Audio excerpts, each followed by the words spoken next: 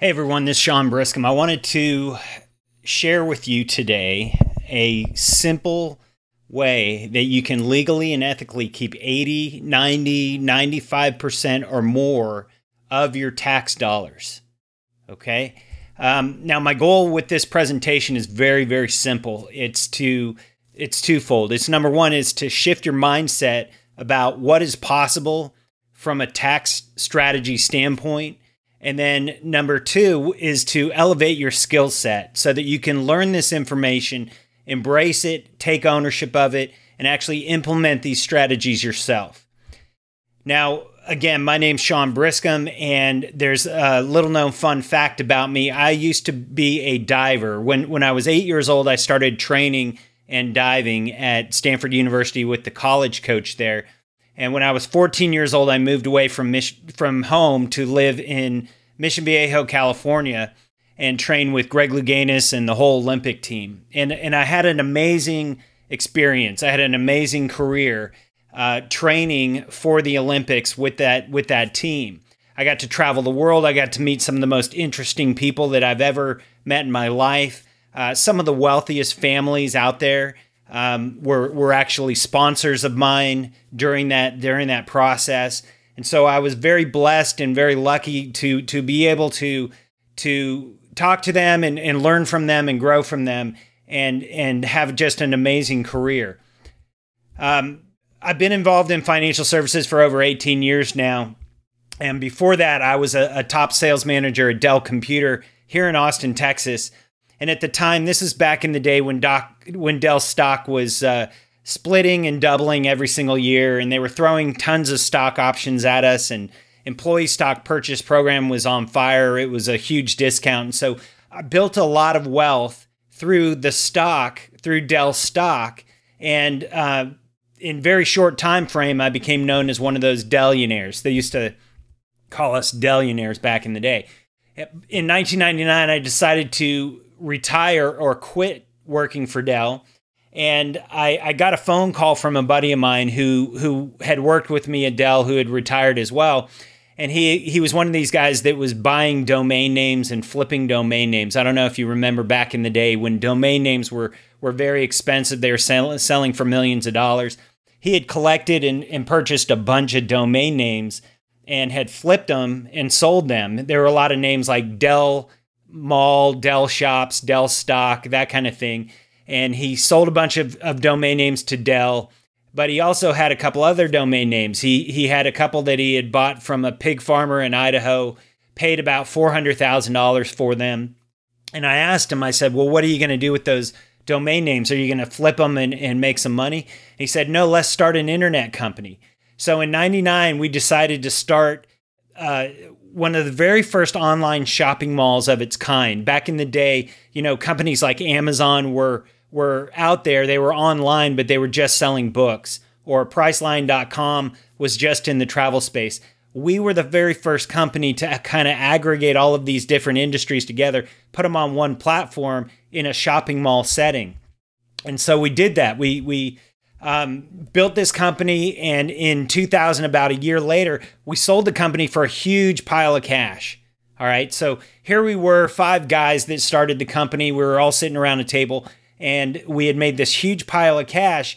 And so we were kind of forced with this decision. What do we do with this money? And instead of protecting that money and taking some chips off the table, we pushed all of our chips into the center of the table and doubled down on what we were doing. And so we decided to take everything that we had made from the sale of that company and open up a second company and quote unquote 10x our returns, 10x our investment. That was the name of the game back then. That was right during the dot-com bubble. And very shortly after we did that, the dot-com bubble burst, and overnight, literally, the rug was yanked out from under us, and our $1 million a month lifestyle literally came crashing to a halt. Everything stopped. The venture capital groups that we had worked with said no more funding, no more investment in .com, no more investment in software, in .com stocks, things like that. And it all came crashing to a halt. And so I was forced with a decision at the time. I pulled back, I kind of regrouped, and I started looking at what did the other buddies of mine, the friends of mine at Dell Computer, who didn't do what I did and didn't lose a bunch of money, what were they doing with their wealth? And as it turns out, it was really, really interesting. They had gotten out of the dot-com world and sold their dot-com stocks and exited the market, sold everything and cashed out before the bubble burst, before the market collapsed. And so I asked them what they were doing with their money. What did they do with their money? What was the next thing? And what they were doing was they were buying real estate. Real estate was the undervalued asset class at the time. And so what I did was I just literally just copied them, just followed their coattails, literally jumped in with them. And in 2000, I started another company in real estate lending and investing. We had a mortgage company, an investment company, and we were doing a bunch of other things in the real estate space. And that went on for a number of years, but I had this gut feeling that it was kind of too good to be true, very similar to what the dot-com era was like. And sure enough, in 2008, we were hit with one of the largest recessions in the history of our country. And again, everything collapsed. And I lost a bunch of money again. And the reason I'm telling you all this is because I've done a lot of things right in my life, but I've also done a lot of things wrong. And I'm here to tell you, if you're a business owner, entrepreneur, or an investor, and you've had these situations where I call them cycles, wealth cycles, where you build big things and then you lose a bunch of money, and then you build something back up and then you lose a bunch of money. If you've ever gone through these cycles, the first thing I want to tell you is that it's not your fault.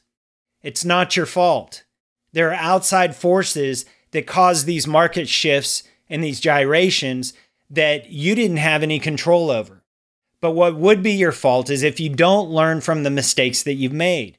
And so with that being said, here are my biggest takeaways that I got from surviving two of the largest market crashes in history. And so after doing this for over 17 years and surviving two financial crashes, I've learned a couple of things. The first thing that I learned is we need to find a way to keep our wealth safe from everything, from not just market gyrations and crashes, but from taxes. We need to protect our wealth from interest expense, inflation, divorces, lawsuits, everything. You need to learn how to protect your wealth and keep it safe from everything. And Warren Buffett was famous for this phrase. He said, it's not what you make, it's what you... That's right, it's what you keep. He was famous for saying that quote.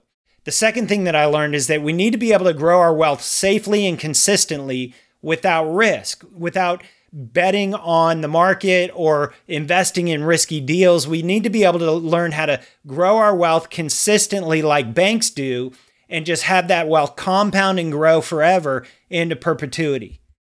And the third thing that I learned was that in order to build massive amounts of wealth like the wealthiest families all do, the first thing you have to learn how to do is learn how to give it all away. That's right. In order to build massive wealth, you must first learn how to give it all away. And so I discovered these things the hard way, but here's the deal. You get to learn from my mistakes.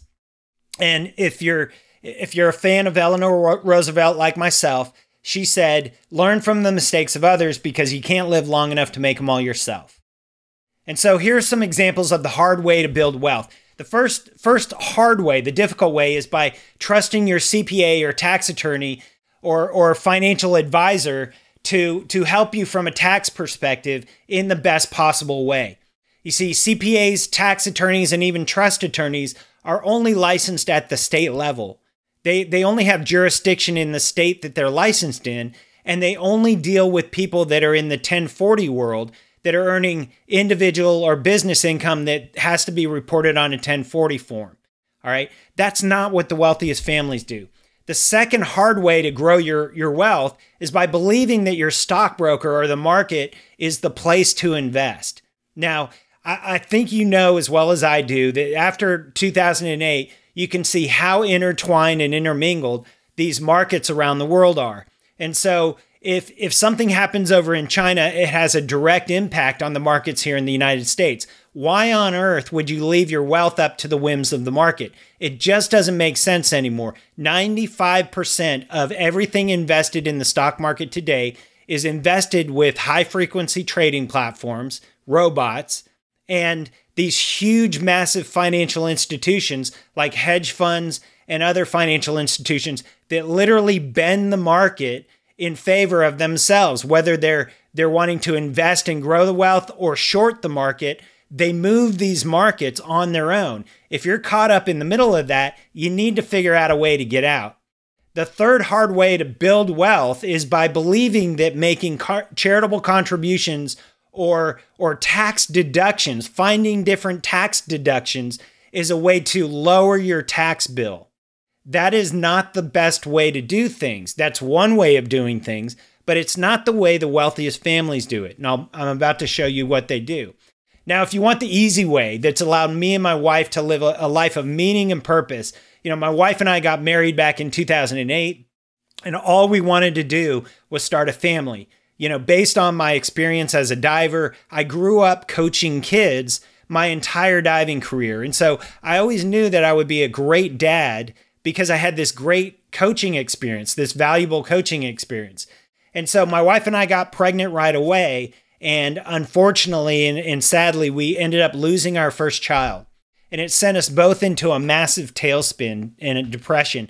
But out of that pain and anguish, we were able to meet some friends at our church who were actually going through foster care certification. They were getting licensed in foster care. And they approached us and they said, hey, why don't you give it a try, foster care? Why don't you try it out? You never know. Maybe that's what God's trying to show you how to grow your family. And so my wife and I reluctantly jumped into the foster care world. And we were very resistant and hesitant because we had no idea what we were getting into. We were scared to death. We didn't know, what these kids would behave like and how they would act and how they would end up operating inside of our family, if it was even a fit. We had no idea what we were doing. But thank God we did, because as soon as we got licensed, the first two little girls that we got at our home in the upper right-hand corner, Chiquita and Sarah, that literally shifted everything for us. As soon as we got them in our home and started loving on them and taking care of them, we knew right away that this is what we were meant to do. And so over the last, 10 years now, we've been blessed with 10 little girls that have all come through the house through foster care. I don't know why it's been all girls. I think God's trying to play a trick on me or just a joke on me. But we've had all little girls. We've adopted 2. They're now our daughters. We've had one of our own through a test tube. And so we've built our family through foster care and adoption. And that's where we give all of our time, energy, money, and emotion, is back to these kids that have been from really, really difficult places. All right. That's our passion. That's our purpose in life. Now, what I'm about to share with you, I want to let you know right up front, this is not a fit for everybody. It's not. It just isn't.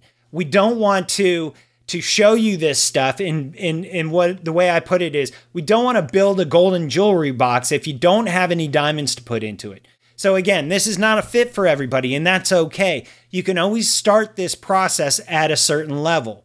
There's an entry level, and then there's a next level discussion that we can have, but this is not a fit for everybody. And the second thing I want to tell you is, if all you want to do is learn how to evade taxes, this is not going to be the right webinar for you. This is not a system where you can evade taxes. Tax evasion is illegal. Tax avoidance, however, is perfectly legal. Now, if you stay till the end of the presentation, I've got a couple of bonuses, a couple of gifts for you, and an offer that you're not going to want to miss. So grab your pen, grab your paper. I'm going to show you how you can legally and ethically keep up to 80, 90, 95% or more of your current tax dollars so you can stop the bleeding and then start building wealth and start living a life of meaning and purpose, being able to give back more in a more meaningful way. Now, it's broken down into 3 key concepts that I'm going to be showing you. The first key number 1 is how to learn how to legally and ethically keep 80, 90, 95% or more of your tax dollars. I'm going to show that to you first. The second thing I'm going to be showing you is that the way that you're currently being taught, trained, and educated to grow your wealth is actually holding you back, and that the key to collapsing time and growing your wealth faster and safer is by plugging the leaks and plugging the holes and keeping it instead of leaking it out. Okay? The third key consideration, the third key concept here is that in order to build massive wealth, you must first learn how to give it all away. That, I know that's an oxymoron, but you're going to learn how to do that in this presentation. In order to build massive amounts of wealth, first you got to learn how to give it all away. Now, key number one, learning how to legally and ethically keep up to 80, 90, 95% or more of your tax dollars. Now, I think you'd agree with me that it's no secret that the rich keep getting richer and the poor keep getting poorer. That's what we call wealth inequality. Now, I want you to see this. This is important. 8 men around the world today have as much as 3.6 billion people. Think about that. Think about that. 8 men around the world have as much wealth as 3.6 billion people. How is that possible? Well, what's happening is the wage gap is getting wider and wider and wider, and there's a reason for that.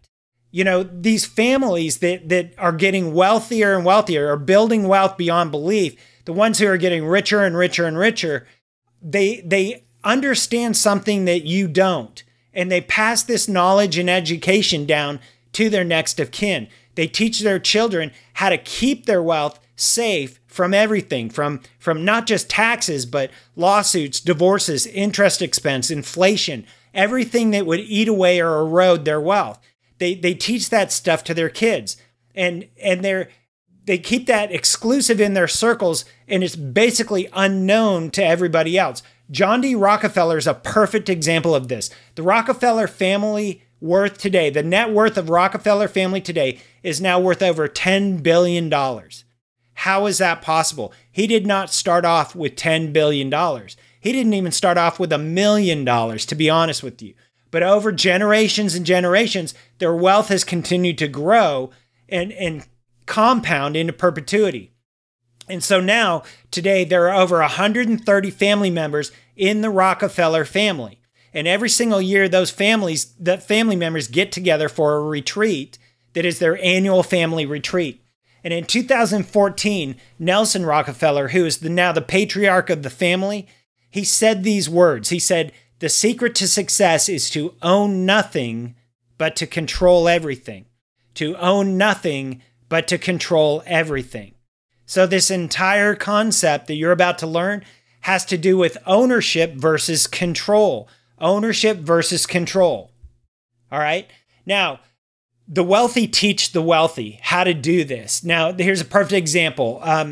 Howard Buffett, for example, he was a congressperson, a congressman from the state of Nebraska. He first learned this system, this 1041 trust and foundation system that I'm about to show you. He learned this system in Congress. Most members of Congress use the trust and foundation system. And of course, he taught his son, Howard Buffett, how to grow up and how to live and operate inside of the world of trusts and foundations. Howard Buffett taught his son, Warren Buffett taught his son, Howard Buffett Jr., Howard Buffett II, how to do the same thing. And so now Howard Buffett, the second, has his own private family foundation and operates in the trust and foundation system. In 2000, I don't know if you remember this, but in 2000, Warren Buffett and Bill Gates met for the very first time.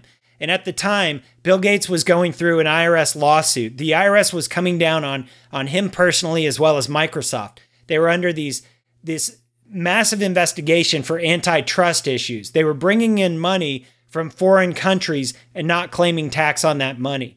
And so the IRS was clamping down with them. And so Bill Gates met with Warren Buffett for the first time, and their meeting was supposed to be an hour long. And they ended up clearing their schedules and meeting for the entire day. During that meeting, Warren Buffett brought in his tax team and actually showed Bill Gates how to do the trust and foundation system. And of course, 6 weeks later, the Bill and Melinda Gates Foundation was set up. And today it is the largest private family foundation on the planet. Now, in 2015, when Facebook was going public, Mark Zuckerberg met with Bill Gates. He actually, he gifted or granted $3 million to the Gates Foundation, and that bought him a date with Bill Gates. And during that time frame, Bill Gates disclosed and taught and trained Mark Zuckerberg on the trust and foundation system, brought in his team of attorneys, his team of tax professionals, and showed this system to Mark Zuckerberg. All right. In 2015, when Mark Zuckerberg took Facebook public, he announced to the world that he was going to be giving or granting 99% of his Facebook stock to charity. In fact, everybody that you see up on this screen has pledged to do the same thing. Warren Buffett has led the movement to pledge your wealth for these wealthy billionaires to take what's called the Giving Pledge. And in the Giving Pledge, you just simply pledge that you're going to give up 90% or 50% or more of your wealth to charity. Now, what types of charities do you think that these people are giving to? Let me show you what it looks like. I'm going to show you Warren Buffett's charity. You can see right here, this is the Buffett Early Childhood Fund, okay? This has its own separate EIN number. It is a private grant-making foundation. It is a 501c3 charity, which means it is tax-exempt, a private, non-operating foundation, all right? Has over $41 million in assets, and it is required to fill out a tax return, a form called a 990-PF. This is important. The 990-PF just stands for Private Foundation, okay? Same is true with Howard Buffett. When you look at Howard Buffett, this is the Howard G. Buffett Foundation.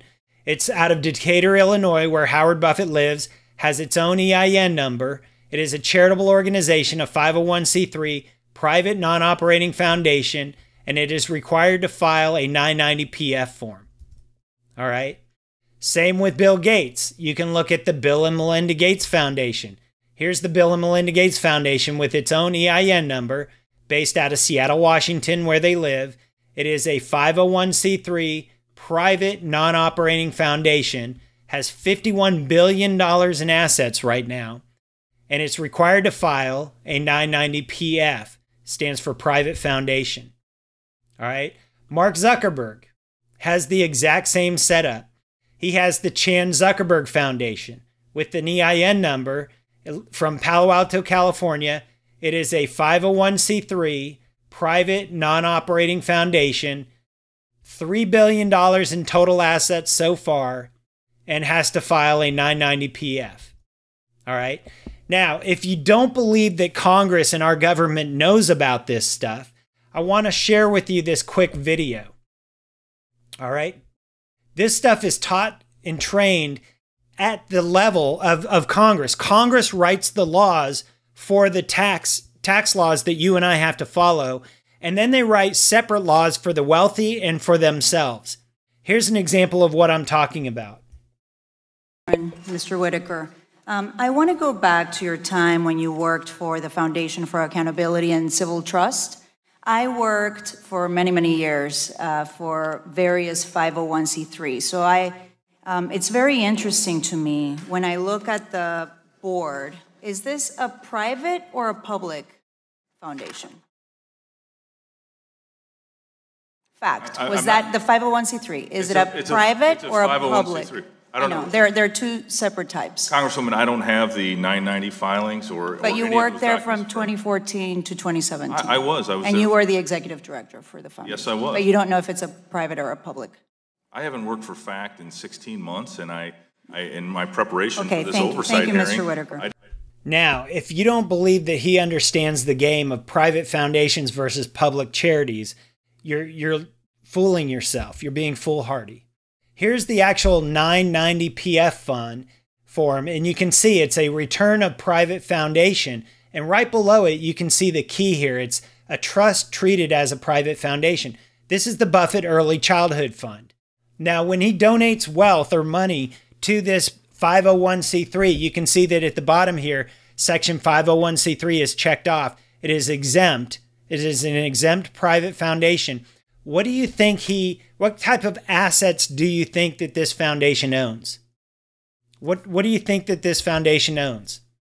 That's right. It's Berkshire Hathaway stock. Okay? Now, this is important for you to understand. Bill Gates gives a lot of money away to charity. He's very charitable. In fact, he's pledged to give away 90% of his wealth during his lifetime to charities. Here's an example of what types of charities he gives to. He started that pledge with a massive donation of $34 billion, billion with a B, to the Bill and Melinda Gates Foundation.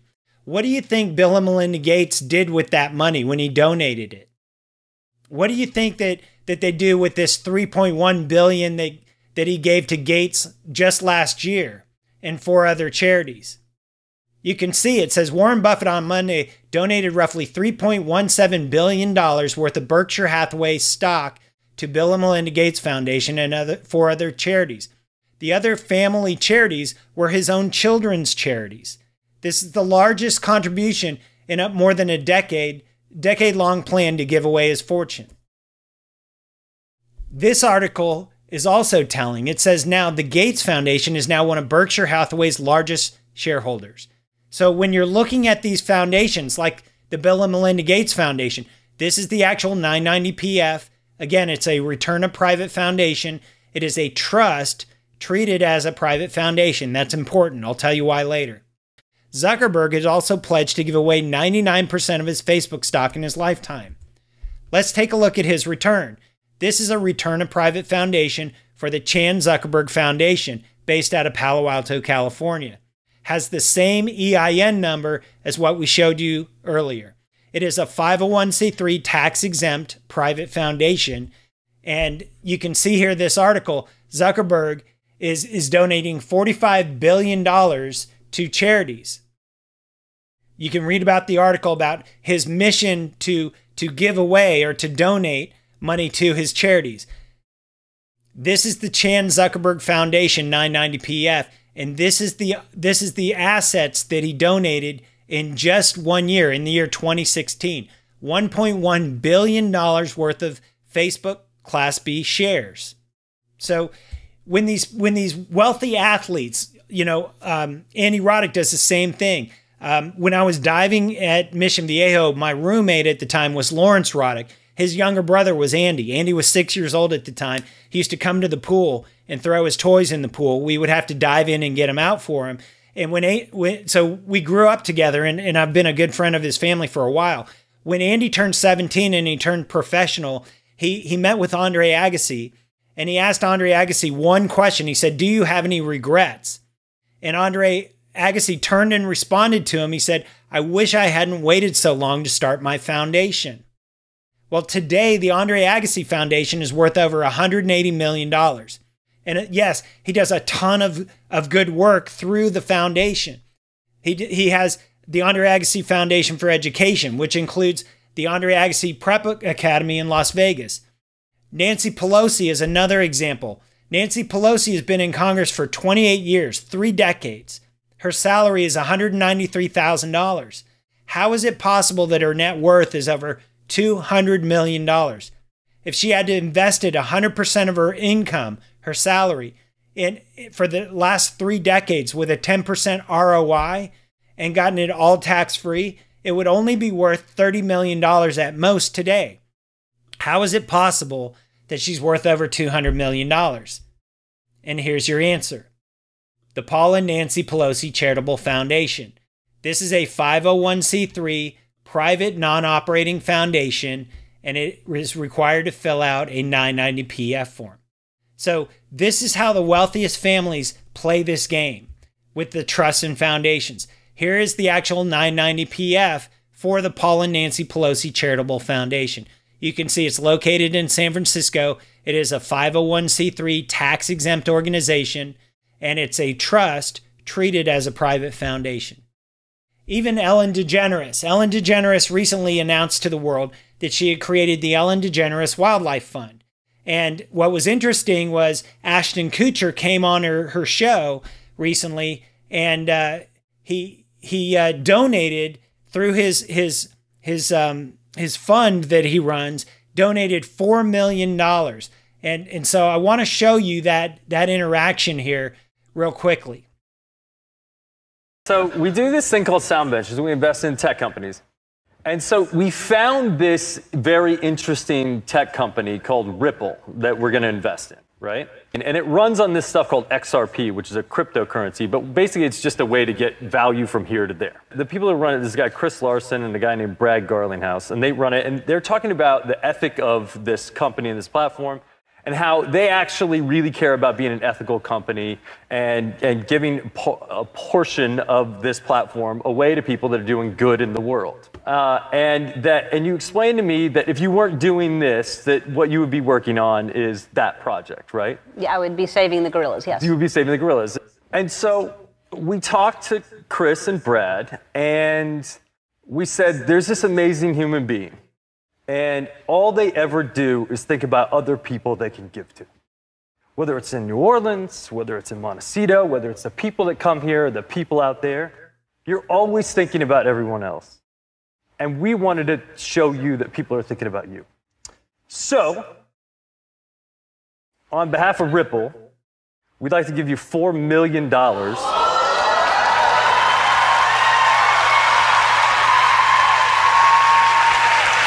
Now, usually people come out with the big giant check and do the big giant check thing, but we can actually transfer it into Rwandan francs right now, right here, and all we have to do is push this button and it's in your account.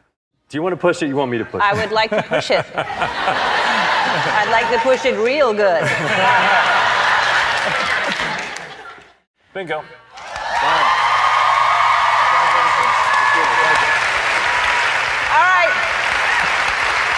Oh my God. That was the most amazing thing. Thank you. I love you both so much. You know that. And I love Ripple. Thank you, Ripple, for doing this. And now everybody knows you can just send money easily like that. Okay. Now, there's a reason why they did that. It was for PR reasons, obviously. But if you look at the Ellen DeGeneres Wildlife Fund, let me show it to you right here. This is the Ellen DeGeneres Wildlife Fund with its own EIN number, okay? An EIN number, just so you're aware of, when you file any entity, whether it's an LLC, a company, a corporation, an S-Corp, you generate an EIN number from the IRS, from Treasury, and all the EIN number says is that every single year you're going to file a tax return and let them know what was the income, what were the expenses, how much money is left over, so they can determine if you owe any tax or don't, okay?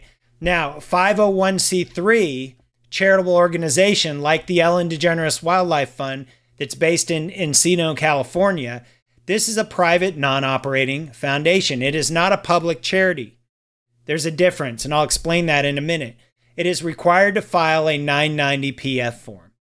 PF stands for Private Foundation, okay?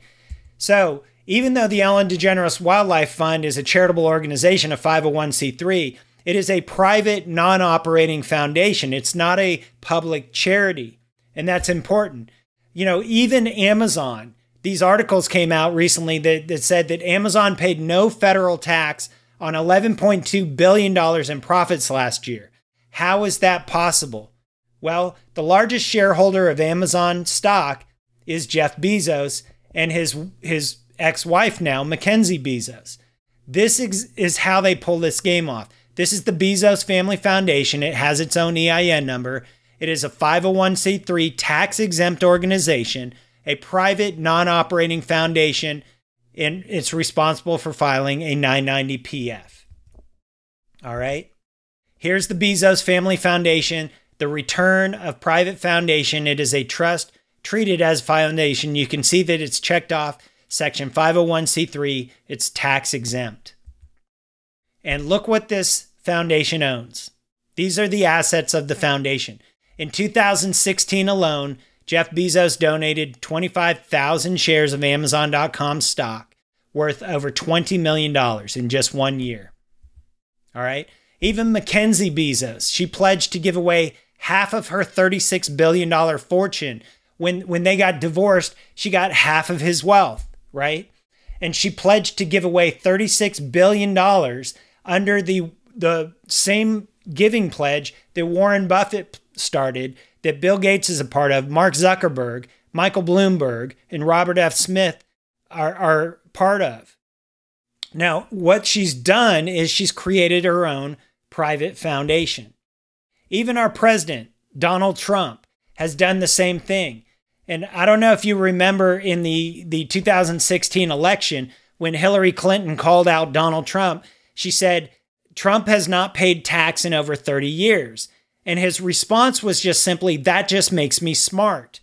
Even today, Trump believes that he is one of the smartest presidents ever to take office as far as his understanding and knowledge of the tax law.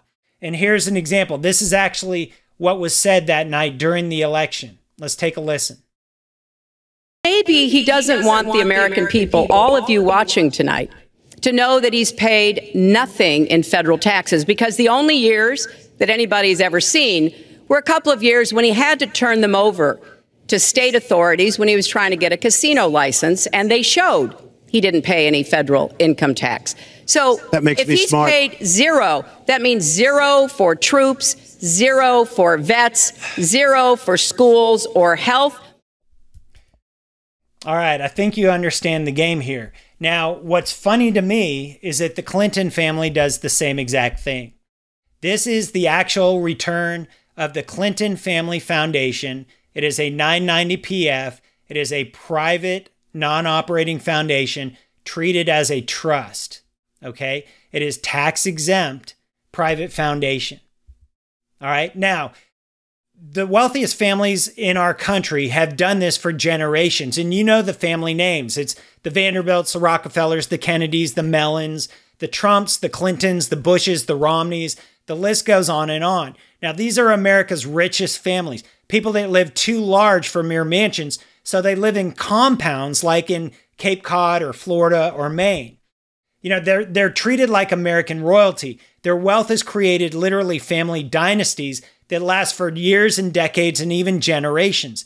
They've built institutions that are named after them, like Vanderbilt University, the Rockefeller Center, or the Kennedy Center for Performing Arts. So why is it that you never hear about one of these families going belly up or losing hundreds of millions of dollars in, you know, the Great Depression, the crash of '87, the dot-com boom and bust of 2000, or the real estate crash of 2018? How come they never lose money? Well, the short answer is simple. They play by a different set of rules. You see, they don't leave their wealth up to the whims of the market, like what we talked about before. They don't gamble their wealth away in the markets. And they protect their wealth from obstacles that would erode their wealth over generations. Things like taxes, divorce, interest expense, inflation, and lawsuits. Those 5 evil forces that erode your wealth from generation to generation. They protect their wealth. So what separates us from them? Well, number one is they don't take risks at all. Instead, what they do is put their trust in these timeless financial principles, including tax law, federal contract law, and constitutional law. And that allows them to take advantage of wealth building opportunities to multiply their wealth, things that we've never heard of. You know, they use these little known strategies that make these market crashes and gyrations, the volatility of the market that you see today, it's completely irrelevant to them. They don't even participate in that volatility. Their wealth continues to compound into perpetuity. They keep their wealth instead of losing most of their wealth while paying Uncle Sam, paying Uncle Sam through taxes. And they're able to grow their wealth and legacy so they can literally accomplish anything they want. You know, while you and I dream of taking vacations, they actually buy islands. Richard Branson's another example of someone who uses the trust and foundation strategy. While we donate our time to hospitals, they actually build hospitals. Steven Spielberg built the Pediatric Research Center from his private foundation. John Hopkins was a famous Baltimore businessman who left his fortune of $7 million to his private family foundation, which turned around and built Johns Hopkins University and the Johns Hopkins Hospital. While we attend universities, they actually build colleges and universities. You know, these colleges like Wells Fargo, like Wells College, which was named after Wells Fargo creator Henry Wells. He did the same thing through his foundation, through his trusts and foundations. Rockefeller University was built from the capital inside of the Rockefeller Family Foundation. So the question is, do you think that these guys know something that we don't? While we follow institutions like Wall Street and bankers, we don't know what the richest families are doing because up till now, it's been kept a secret. No one knows these strategies until now. You know, think about this statistic. In 2012, at the height of the last economic crisis, $154 billion was sucked out of the markets in just 1 year.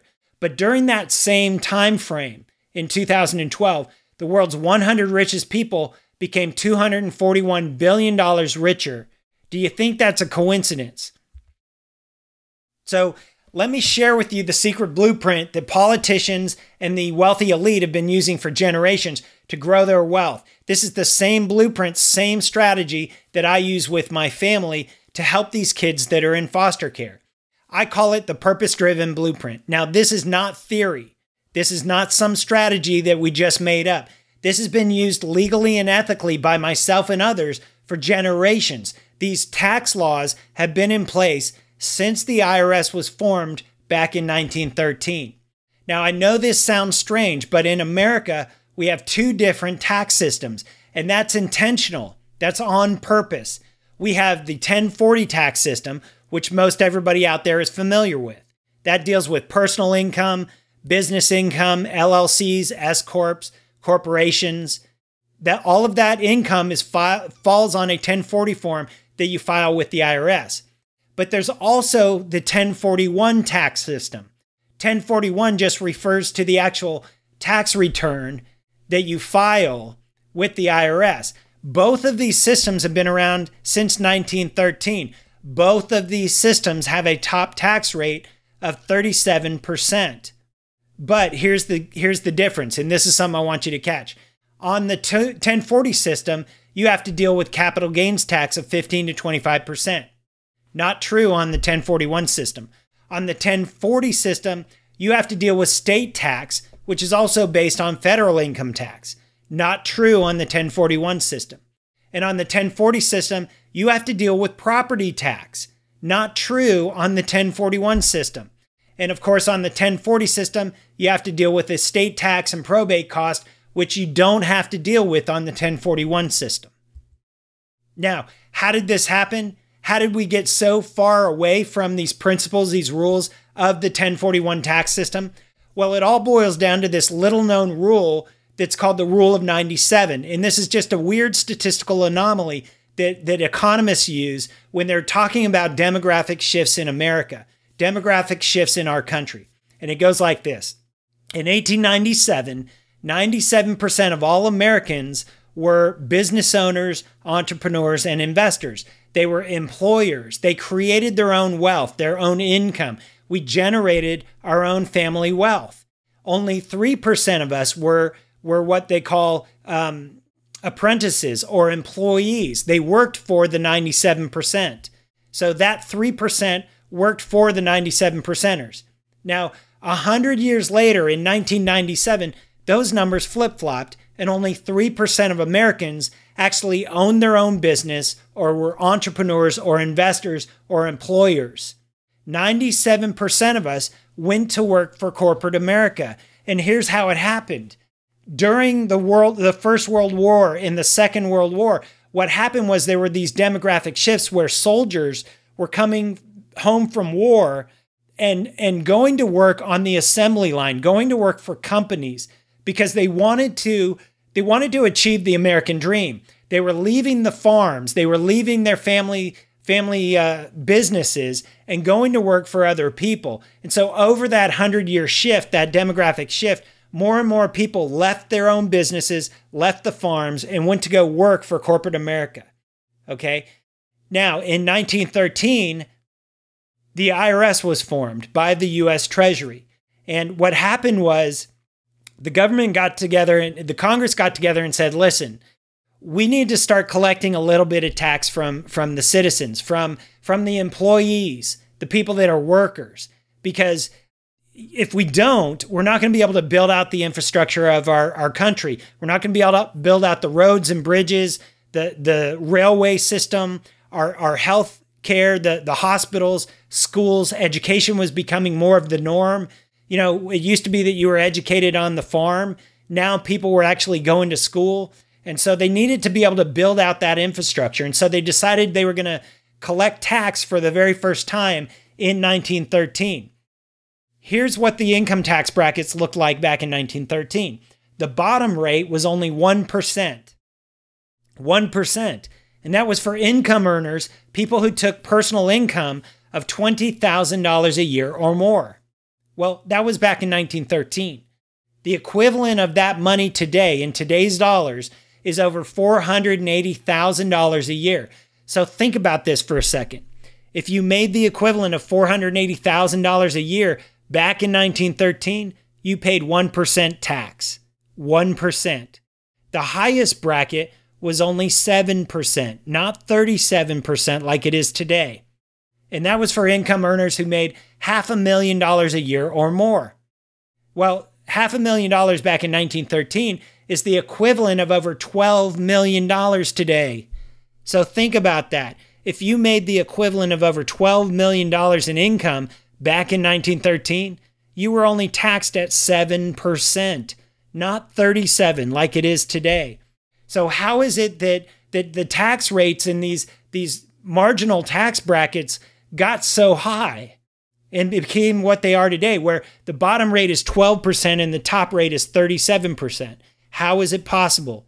Well, during that demographic shift, that 100-year shift, Congress took full advantage of rewriting the tax code every chance they got. And even today, every single time there's a new administration or the tax code is up for change, Congress takes advantage of American workers and American citizens and income earners and changes the tax law to collect more and more tax from the people that are actually producing. Now, again, why is it that the wealthiest families don't have to pay tax like we do? Why is it that people like Warren Buffett say that his secretary pays more in tax than he does? Well, it's simple. It's because there are two different tax systems in America. And that's been on purpose. That's intentionally done. There's one for the wealthiest families and one for people like Warren Buffett and Bill Gates and Donald Trump. And then there's a totally different system for everybody else. And these two systems have been around. Again, this is not new. These two systems have been around since 1913. Both of them have a top tax bracket of 37%. But capital gains and state tax and ad valorem tax and estate tax and probate costs, those only fall on the 1040 system. Now, just to give you some perspective here, there are now what's arguably over 82,000 pages in the Internal Revenue Code. Now, a lot of tax professionals and experts will say that's not true because most of those pages are obsolete tax law. The only pages that really matter are the new tax law that's enforceable today. Makes sense? So that's still estimated to be about 12,000 to 17,000 pages in enforceable tax law today. But if you look at all of the tax code written over the entire history since 1913, it's over 82,000 pages in the tax code. Only 22 of those pages, only 22 pages have to deal with the 1041 trust and foundation system. Only 22. And so it's no wonder that judges who are tax experts in tax law, judges like Judge Billings Learned Hand, who died back in 1961. He served on the United States Court of Appeals in the Second Circuit Court of Appeals. He's been quoted more frequently, more often by legal scholars and by the Supreme Court of the United States than any other judge as it pertains to tax matters. He said this. He said, in America, there are two tax systems, one for the informed and one for the uninformed, and both are legal. Both are legal. So you got to ask yourself, which tax system are you in? Are you in the one for the informed or the one for the uninformed? Now, these two tax systems have to do with ownership versus control. And I want you to think about this for a second. If you own something, then you're taxed on it. If you own something, you're taxed on it. Liability also follows ownership or title. If you own something, you're liable for it. And so you can be sued if something happens to somebody else on your property, for example. If you give up ownership of that thing, now that you're taxed differently, you're not taxed personally, and you're not falling under the 1040 tax system. You know, if you're in the 1040 tax system and you own everything, we're taught, trained, and educated in America that the way to build wealth is to own everything. We own land, property, cars, boats, vacation homes, everything. We want to own everything. But if you insist on owning everything, you're going to be taxed accordingly. Okay? Now, if you give up ownership to a trust, for example, to a separate entity, now you don't own it. And now that asset, that wealth is now protected through tried and true, impenetrable, powerful contract law and clauses. Similar to other problems that you can see that erode your wealth are things like inflation. You know, if you're holding wealth in the form of US dollars, you know that 3 to 4% per year of that wealth is being depreciated or is being lost. Can you mitigate that loss in the trust and foundation system? Yes, absolutely, 100%. Even alimony and child support. If you own the stuff, if you own your income, if you own your businesses, if you own your assets, all of that stuff is up for grabs during a divorce. I mean, think about it. The Kennedy family, every single member of the Kennedy family has been divorced and remarried multiple times. And if that's true, and in a divorce, you have to split your assets with your spouse, how is it possible that the Kennedy family is not penniless and out on the street today? If they have to divide their wealth every single time somebody has a divorce in the family, how are they not penniless? Well, it's because they don't own anything. They give up ownership of all of their assets, all of their income, all of their wealth to the trusts. And so let me explain to you how the 1041 tax system, the trust and foundation system, this philanthropic and generational legacy system actually works. Right now, you're taking on your own income and you own your own assets and you're focused on ownership, not control. But how does the wealthiest 1% of Americans always win? Well, what they do is they give up ownership, but they maintain control of the game. So you got to look and see, how is my business framework and structure? Are you renting an entity from your state? Is it a statutory entity? Do you have a statutory trust in place where it's actually owned by the state itself and you're just renting that EIN number? Or have you created an entirely independent entity? How do you hold your assets? How do you receive and draw your income? Are your businesses and real estate holdings and incomes structured in a way for tax efficiency? Now, why would you do this? Well, it's simple. Number one, it drastically reduces the personal, federal, state, and local taxes. You get total avoidance of capital gains tax, total avoidance of estate and inheritance tax, absolutely no probate costs, total protection of assets from lawsuits, judgments, and lawsuits, judgments, and creditors.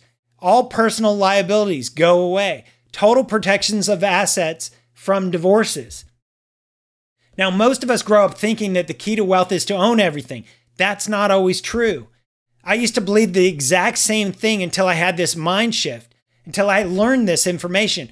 And I had to stop asking myself, how am I going to own more stuff and build my wealth through ownership? And I had to ask myself, how am I going to learn the skill sets that I need to keep my money and multiply my wealth? And so key number 2, the way that you're currently being taught, trained, and educated to grow your wealth is really actually just holding you back. The key to collapsing time and growing your wealth faster is by keeping your wealth instead of leaking it out. And so one of the strategies that we teach people is how to collapse time. And so I want to give you an example of that. A client of mine named Roger came to me when he was 57 years old. He had built up his business from absolutely nothing, and the company was now valued at over $30 million. Now, Roger wanted to sell his business, but the problem that he had was that if he sold his business, he was scared to death of the capital gains tax, just that exposure to capital gains tax. So he was totally unhappy. He was like, literally came to me and he said, I don't think I'm ever going to be able to quit working, because as soon as I stop working and I sell my business, it's game over. I'm going to owe this massive amount of tax. But he still felt like he could reverse this and fix the problem. He just didn't know how to do it. So what we did was we created this structure of two trusts, a business trust, a family trust, and a private foundation, so that he could exit his business completely capital gains tax free. He was able to stop the bleeding from a tax perspective and keep that money and grow that wealth by creating his own banking system. Think about this. He was able to create his own banking system with that wealth, with no overhead, no building expense, no employee costs. And we did this all while protecting his money and his wealth against inflation, interest expense, lawsuits, judgments, creditors, loss, etc., in a trust and foundation structure. Another client of mine was a good friend. He's a real estate investor. His name's Mark, and he's invested in property that he bought for about 5 years ago. He bought it for $1.3 million. Today, he wanted to sell it for $6.5 million. So he had a $5.2 million capital gains tax exposure, and he was scared to death of that capital gains. We were able to eliminate the capital gains tax on this property. And what was cool was that he realized that he didn't have to do a 1031 exchange where he had to find a like-for-like property in a certain, 60-day requirement and close on that property in a certain amount of time. And this is true for anybody that is currently flipping real estate. If you're out there and you're flipping properties, you are subject to, and you have to 1031 those properties, you're subject to the 1031 rules, which means you have to find a like-for-like property, and you have a limited time in which you can actually find the next property and put that money back into the property. If you don't, you're taxed at the highest capital gains tax rate. With this system, no 1031 exchanges are needed anymore. There's no more property tax. Think about this. Being able to buy and sell real estate with no capital gains tax and absolutely no property tax. No more rental income tax either. All of those taxes go away. If you're in the real estate game, this is the ultimate way to play it. Another example I want to give you is some good friends of mine and clients, Nicole and Jason. Jason started an air conditioning business about 5 years ago, straight out of college. In year number one, it was worth about $80,000 in revenue. They were getting $80,000 of income. In year number two, that almost doubled. It was about $150,000 in revenue. Well, today, fast forward to today, they're generating over $1.4 million in revenue and income on that business, and they have a $400,000 tax problem. $400,000 tax problem. But by doing the 1041 trust and foundation system, they were able to completely keep that money this year and next year and the year after that into perpetuity. They're able to keep all of those tax dollars. And what they're able to do with it is to take that money and fund their private foundation to help foster kiddos, just like my wife and I do. They love foster kiddos. They actually are fostering 2 kids right now. They plan on adopting them. They've got kids of their own. And that's where their heart is, where they give all of their time and energy and money and, just their emotion all goes into these kids, just like my wife and I. But more importantly is they're able to build their business and grow their business because they're able to keep all of that capital and put it to work back into the business. Now, we've also been able to help millennials, people like Preston. Preston is the son of a farm family, and this farm family has hundreds of millions of dollars worth of land. Now, his family's owned the land for generations and generations, and that's how it's grown in wealth, right? Is through that generational transfer. But here's the problem is that now they're scared to transfer that down to their kids because of probate and estate tax. Their only solution so far, if you're a farmer out there, if you know anybody that's a farmer and you're faced with the same problem, the only solution out there right now that a CPA or tax professional will give you is to finance that purchase, to actually sell the property to the kids and finance the purchase through bank debt. What that does is it creates generational debt loads with their kids and grandkids that they now have to deal with. But by doing the 1041 system, 1041 trust and foundation system, now they can transfer that property completely outside of probate with no probate costs, no estate tax, completely tax-free. No more debt burdening future generations. The trustees of these trusts, you are a trustee of the trust. You enjoy total control over all of your income and assets, total protection against domestic and international incomes and assets. You can have money coming in from foreign countries, from businesses you're doing overseas, and all of that is protected in your trusts. The wealth stays in your bloodline from generation to generation. These entities are institutions and remain viable, protecting your incomes and assets from generation to generation. These income and assets remain totally protected from lawsuits, judgments, creditors, including government agencies like the IRS. This allows you to create philanthropic legacies and endowments where you can give back more in a more meaningful way.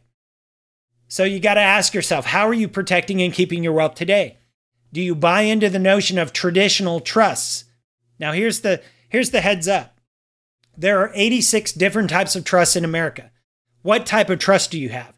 There are AB trusts, there are grantor type trusts, there are revocable trusts, irrevocable trusts, there are real estate investment trusts, there are even irrevocable life insurance trusts, ILITs. Those are the traditional trusts, and all of those fall on the side of the 1040 system because they are all statutory in nature. Statutory meaning they are recorded and governed by state law. State law. Remember, CPAs, tax attorneys, and trust attorneys are only licensed at the state level. The only tools that they have in their tool bag are state laws and state regulations. And so for estate planning purposes, all they can create are statutory trusts. Do you leave your assets and your incomes at the mercy of bankers and rigged markets? Are you gambling your money away? Are you the one who leaves your hard-earned money in the bank, which earns less than 1% a year, in cash or CDs? Are you enabling banks to take that money and loan that money out at 400 to 1,300% ROI, lending your capital out to other people? Or are you the one who borrows from the bank for businesses, for expanding your business, for growing your business? Are you borrowing money for asset purchases or financing yours and your family's lifestyle, putting your hard-earned cash into the bank's coffers in the form of interest? Have you protected your liquid assets from inflation year after year after year, generation to generation? Now, I get it. You're probably thinking, okay, that's great and all, but that's how Warren Buffett and Bill and Melinda Gates do it, but that's not me. And if you're thinking that, you'd be wrong. The principle that you have to understand before shifting the tides is, first you got to protect and keep what you've built. Now, tax law, the laws of our country are for everybody, not just Bill and Melinda Gates, not just Warren Buffett, not just Donald Trump. The laws are over everybody in our country. But rule number one is you've got to keep what you've built. Remember, Warren Buffett said it best. It's not what you make, it's what you keep that matters. Now, the ultra rich understand that they're able to spend their money without ever having to dip into their savings or drop their savings down to zero. They're able to have their wealth grow and compound while still being able to enjoy themselves freely through this system. Key number 3. In order to build massive amounts of wealth, the first thing you have to learn how to do is give it all away. To build massive wealth, you must first learn how to give it all away. Remember our friend Nelson Rockefeller. Now, there are a lot of good books out there about what would the Rockefellers do. And I'm sure that you've seen them out there online or on the internet. What would the Rockefellers do? Unfortunately, they're not based in fact.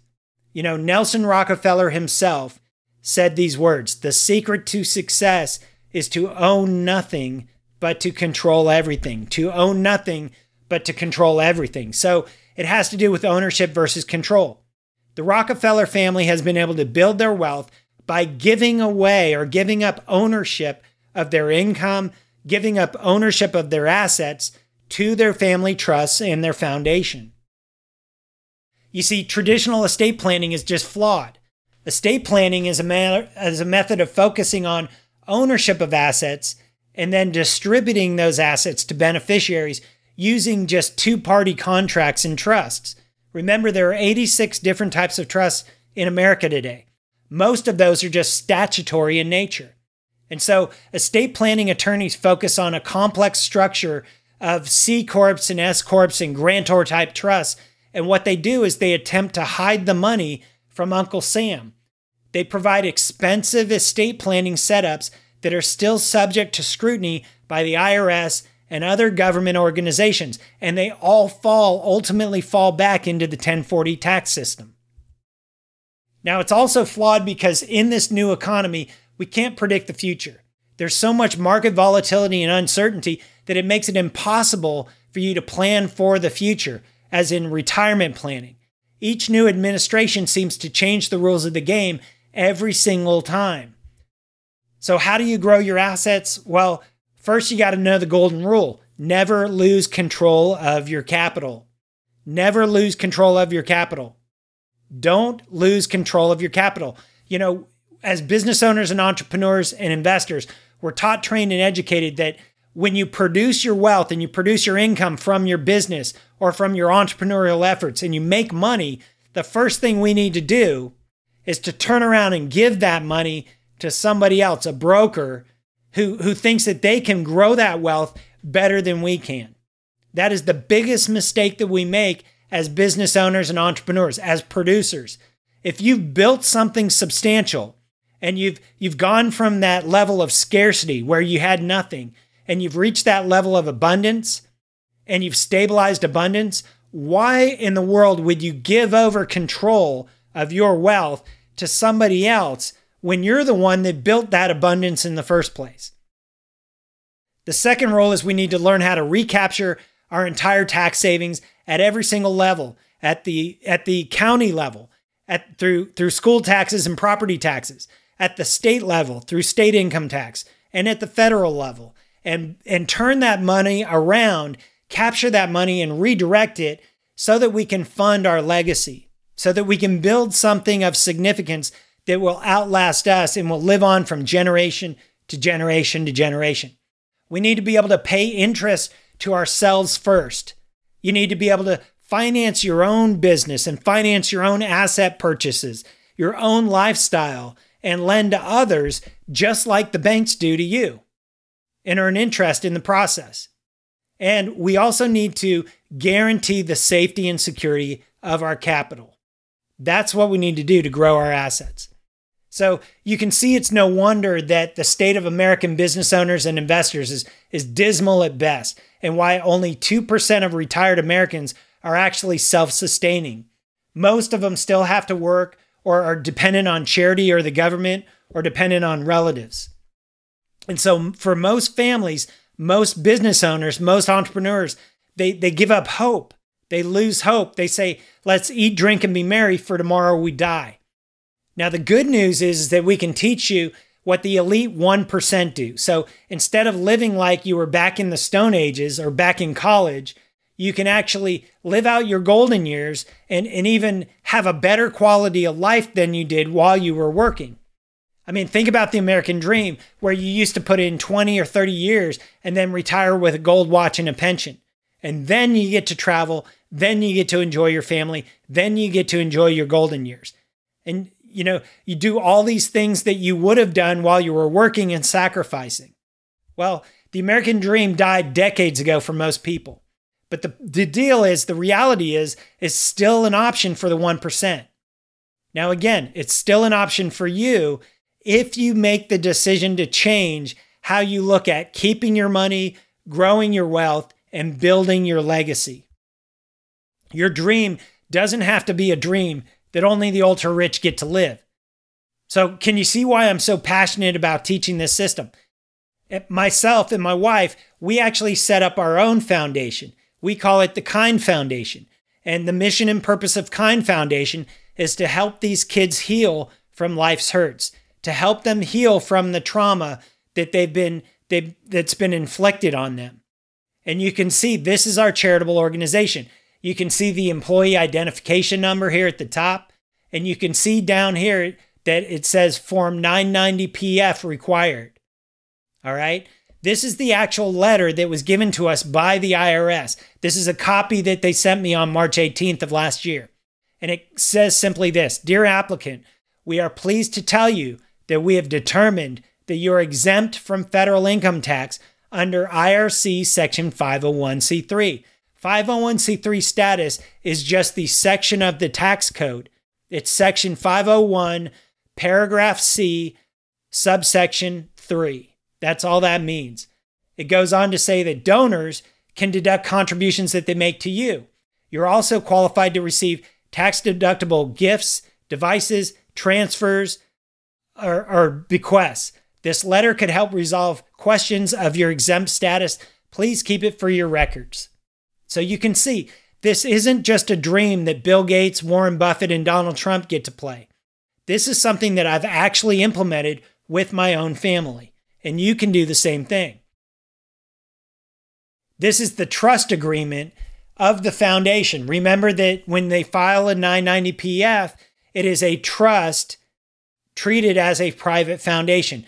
And so every trust is deemed, it has to have a trust agreement or a documentation or a contract.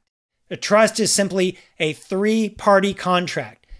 You can see that this agreement is creating the Kind Foundation in Williamson County, Texas, in December of 17 between myself and my wife as founders and myself and my wife as trustees.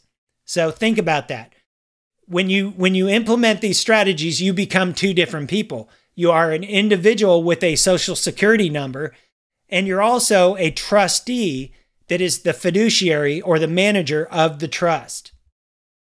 You can see the EIN number is the same EIN number, and it's exclusively created for charitable, religious, scientific, literary, educational purposes, including such purposes as the making of distributions to organizations that qualify under 501c3, meaning we can give gifts and grants to other 501c3 or tax-exempt organizations or other public charities. This is the actual 990-PF, Return of Private Foundation, for the Kind Foundation. You can see this was filed in 2017. Now, let me ask you a question. How many of you out there feel like you've learned a ton so far? Do me a favor. In the bottom, in the field below, message me in the comments section. Tell me if you feel like you've learned a ton. If it's been worth it so far. If it's been useful information. Now, how many of you, by commenting below, comment below and tell me, are you feeling a little bit overwhelmed? Because it's just been so much information. Now, in the past hour, wouldn't you agree that it's been time well spent so far? Now, I know that I can't cover everything you need in this one webinar, and I probably couldn't cover it if we had all day. So would it be okay if I spent the next 10 minutes just going over this special offer? You've waited this long. Let me just share with you this special offer that I've came up with so that you can actually implement all of this in your own family. I want to introduce you to the Purpose-Driven Blueprint. Now, Purpose-Driven Blueprint is a system that I created out of necessity, all right? And here's what you're going to get. If you decide to jump in today and make the commitment that you want to shift your gears and shift over to this system and make this one simple decision, here's what you're going to get. Number one, you're going to get the Purpose-Driven Blueprint, which is an actual blueprint that you and I go over and customize for yourself and your family and your legacy. We talk about everything that you're passionate about. What are your passions? What are your unique talents and gifts and abilities?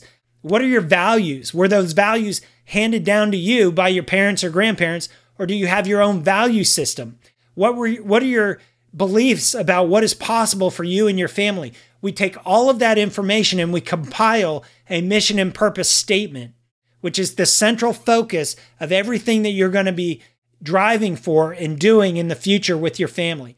That blueprint is worth $497, and I'm going to be giving that away to you for free.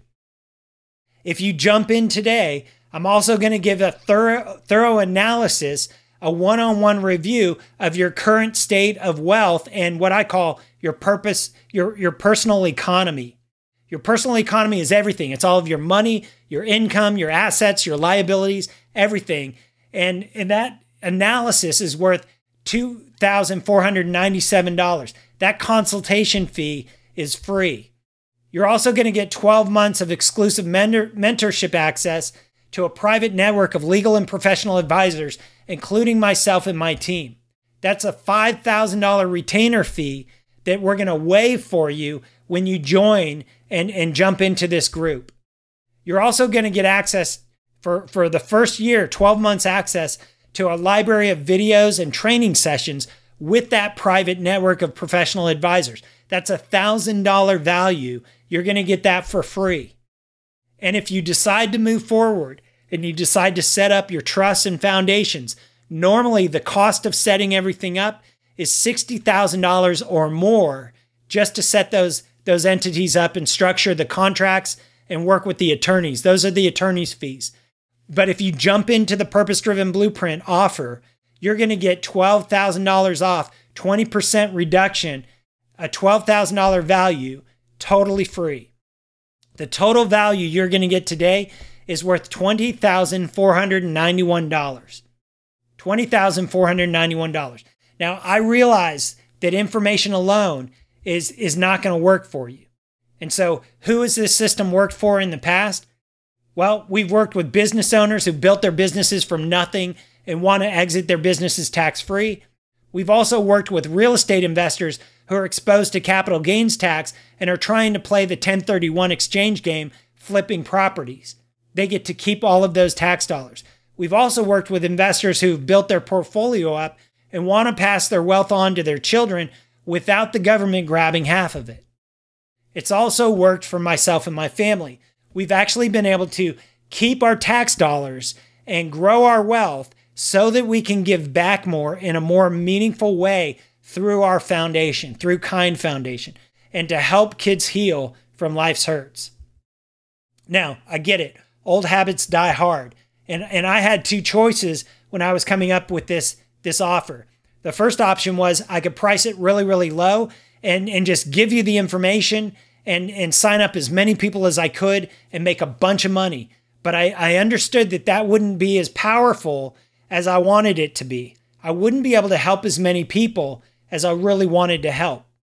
The second option requires a little bit more of an upfront investment on your part, but in exchange, you get a ton more free resources and value so that we can make sure that you succeed, so we can hold your hand and make sure that every single step of the way you're implementing this stuff correctly and you have a team of professionals that's guiding and coaching and leading you so you're not flopping in the breeze out there on your own. Now, what do the wealthy say about this system? Well, this is a perfect quote from the Rothschild brothers of London. They said, "The few who understand this system will be so interested in its profits and the rest so dependent on its favors that there will be no opposition from either class." Here's some feedback that I've gotten from a lot of clients of mine. This is from Preston. He said, "Sean will walk you through the steps to take your money back from the greedy banks, back into your own control, back into your personal banking system. Not only that, but you'll make a friend for life because Sean genuinely cares about your success. I've never met a more selfless, genuine, helpful person in my life, and you won't either." Vishal is a major airline pilot who's working with us, and Vishal's story is really powerful. He said this. He said, "Because of working with Sean, I now have improved confidence that I can weather the financial storms that may arise over the next 10 or 20 years by being smart about my money and investing now using Sean's connections and alternative investment strategies. And so again, here's what you're going to get. If you decide to make the commitment and invest in yourself, you're going to get the Purpose-Driven Blueprint. That's a $500 value free. You're going to get a thorough analysis and review of your current state of wealth and personal economy. And I'm going to generate an income report that will show you that everything that you've done up to this point, how much income that will generate for you at retirement. That consultation, that analysis is worth $2,500. You're going to get that for free. You're also going to get 12 months of exclusive mentorship and access to our private network of legal and professional advisors to guide and coach and direct you. That retainer that they normally charge is worth $5,000. You're going to get that waived. You're also going to get 12 months access to our library of videos, training sessions within that private network. Those videos, that library of videos and content is worth about $1,000. You're going to get that for free. And of course, if you move forward and want to set up your trust and foundations, you're going to get 20% off the setup fee. That setup fee is normally $60,000. They're going to knock $12,000 off that fee. The total value you're going to get today is $20,491. Now, I got a question to ask you. If all this did was increase your bottom line, your income, by 40% or more by making one simple change, would it be worth it to you? If all this did was helped you to grow your wealth and multiply your wealth more effectively, would it be worth it to you? If all this did was help you to save 60, 70, 80, 90, or 95% or more in taxes, would it be worth it to you? And so think about that number for a second. What is that worth to you? How much did you pay in taxes last year? Was it $10,000, $25,000, $50,000, $100,000? What did you pay in property taxes? What did you pay in state taxes, county taxes, federal taxes, business taxes? All of those taxes added up. How much did you have to pay last year? What will you have to pay this year? How much would you pay to learn these strategies? How much of that money, that tax dollars, would you pay to start this system, to learn this stuff and start this system? Now, I have a personal coaching program, a one-on-one coaching program that I do for business owners, entrepreneurs, and investors. And if you're interested in that, let me know. It's $12,000, $12,500. It's a 3-month coaching program. It's half up front and half as we go for 3 months. That's one-on-one coaching, all right? If you're interested in that, let me know. It's $12,500. But if I was able to save you 70, 80, 90, 95% in taxes or more, imagine what you could do with that money. What kind of lifestyle could you enjoy? What kind of contributions could you make to your church or your favorite charities? What kind of investments could you make? How could you use that capital to build your business, grow your business, and multiply your efforts? Now, you can see why this would be a great deal at just $5,000. This education alone, today's training, is worth at least $5,000. Now, for the general public, I normally charge $29.97, almost $3,000 for this information. But because you've committed to learning this stuff and you've waited for this long, gone through this webinar, here's what I'm willing to do. You can get started right now today for just $1,997, $1,997 today.